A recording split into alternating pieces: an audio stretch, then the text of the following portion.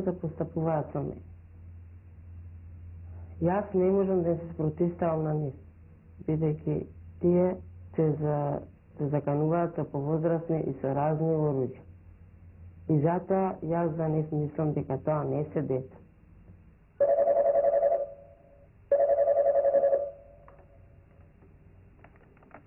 Неколку пати разговаравме, но за време на тој разговор тој ми кажуваше многу работи кои ми значат многу за мојот голем проблем.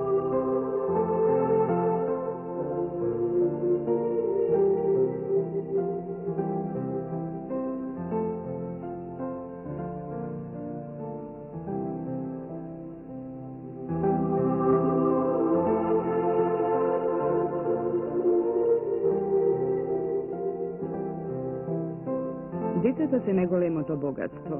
Тие се иднината, природното траење, продолжување на животот. Како ќе изгледа тоа продолжување? Како ќе се формираат? Како систем на вредности ќе прифатат? Зависи од семејствата, училиштата и целото општество. Секој дете има право на слободно и среќно детство. И се вели дека ништо не вреди толку, ако цената за тоа е макар една детска солза.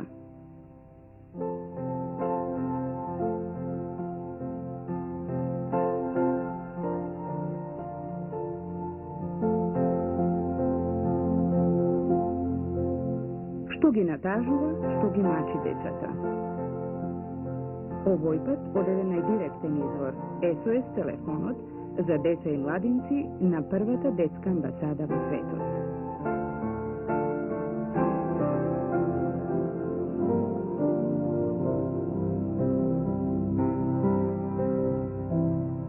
Тука нема никој присутен, освен тој што зборува и слуша. Никој не ги тера децата да се јавуваат, освен нивната мака, голема или мала, проблемите со кои се судираат во нивниот голем, мал свет.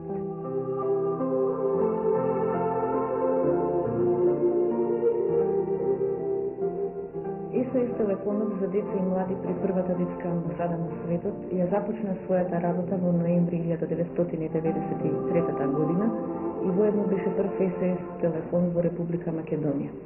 Идејата за започнување на еден ваков проект ја наметнаа самите деца кои што се јавуваа на нашиот телефон во амбасадата и бараа поддршка за најразлични проблеми. SOS телефонот работи секој работен ден од 16 до 20 часот и во дежурството се вклучени волонтери, пред се психолози, педагози, социјални работници и исто така и студенти. Обуката на волонтерите ја вршиме постојано во текот на целата година со предавања и разговори со помош на стручни лица, професори, стручњаци од различни области во овој домен на работа, пред се од Институтот за труд и од Институтот за социјална работа и социјална политика, Институтот за психологија, Центарот за зависности, Министерството за внатрешни работи, полицијата и други државни институции кои што се занимаваат со оваа проблематика. Меѓутоа, за оваа година најдовме еден друг поефикасен начин за дообука на волонтери и регрутација на нови волонтери, кои што ќе го извршиме по пат на еден семинар во соработка со SOS телефонот за жени и деца жртви на насилство со седиште во Скопје, со кој што исто така имаме добра соработка. Во обуката на решава својот проблем, разговараме околу тоа како дошло до тој проблем, кои се објективни причини и кои се субјективни. Најголем акцент даваме на субјективните причини, затоа што веруваме дека секој од тие деца што се јавуваат во себе има сила и способност да го реши тој проблем и самите бираат начин на кој што тие ќе го решат својот проблем, се чувствуваат психички ослободени и веќе имаат идеја како тоа да го сторат. разговорот го завршуваме со тоа дека можат повторно да се јават доколку имаат потреба и дека имаат нашата поддршка и понатака. Некогаш е доволен само еден разговор и децата да успеат да си го решат проблемот, но кога се работи за некој потежок проблем, се случува тие да се јават повеќе пати. Понекогаш децата сакаат да остварат и директен контакт со нас и тоа ние им го возможуваме и за разлика од разговорот по телефон во овој директен контакт ние можеме да примениме и некои други начини на работа со нив, методи и постапки со кои што ќе им помогнеме побрзо да го решат проблем.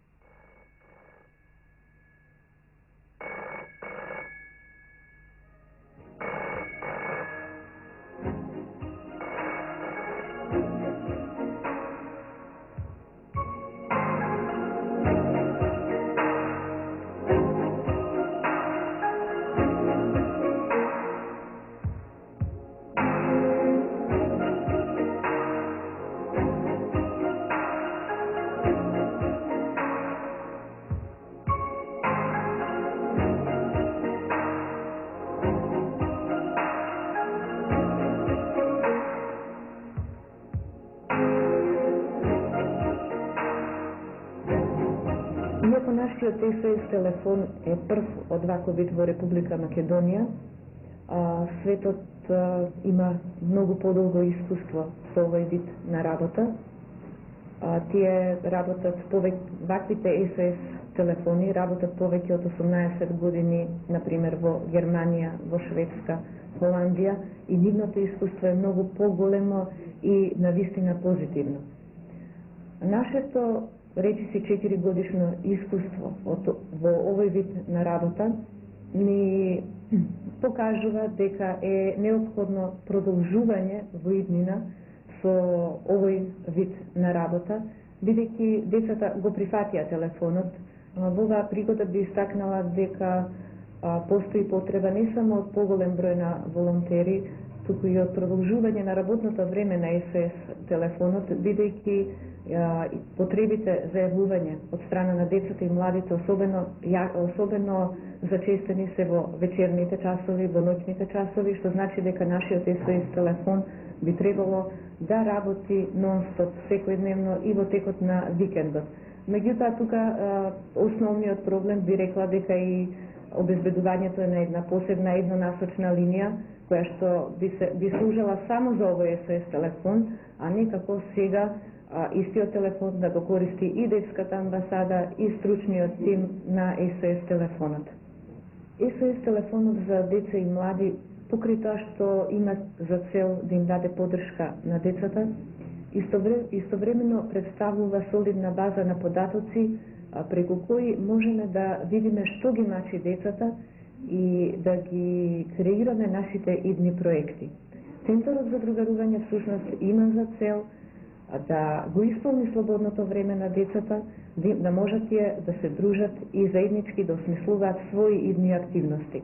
Како реакција на податоците од СОС телефонот, односно немањето на едно слободно време исполнето со креативност, со одредени активности и искористувањето пак на тоа слободно време напротив во некреативни активности, во кафулиња, на улици, ние поради сето тоа се зафативме со осмислување на проектот Детски работилници.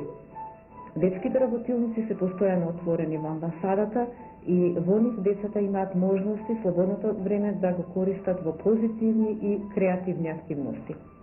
Исто така, како реакција на овие податоци од СОС телефонот, ни се наметна прашањето на зависностите, особено наркоманијата, алкохолизмот, сидата и се што доаѓа со нив. Исто така тука може да се вклучи детската проституција. Тоа беше еден голем сигнал дека ние треба да започнеме со таков тип на проекти. Веќе една година континуирано работиме на